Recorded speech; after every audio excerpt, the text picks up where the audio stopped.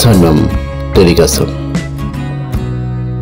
8 বছর পর ফিরে এলো দুটি আনার মুখ নিয়ে। 2016 সালে যখন এটি মুক্তি পায়, দুটি আনকোরা এবং আনাড়ি মুখ সবার মন জয় করেছে।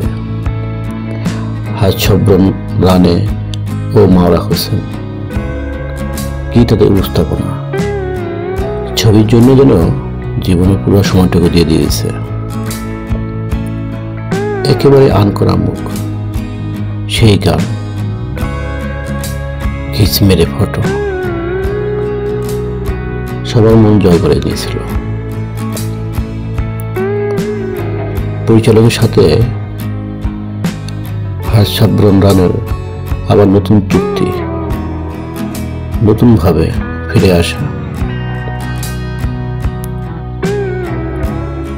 হয়তো এটি চলতি মাসে অক্টোবর মাসে এটি রিলিজ হবে, কিন্তু 3 দিনেই 15 কোটি টাকা তুলে নিয়েছে। এটি সেকেন্ড রিলিজ। আগে 10 কোটি যেমন লস হয়েছিল, এখন পুরো মাসুল নিয়ে নিয়েছে, উল্টো 10 কোটি ফিরে এসেছে।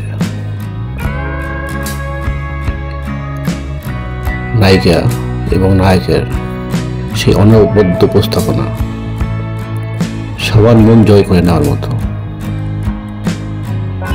গান, ভাষা, ডায়লগ সম্পূর্ণ যেন উজাড় করে দিয়েছিল।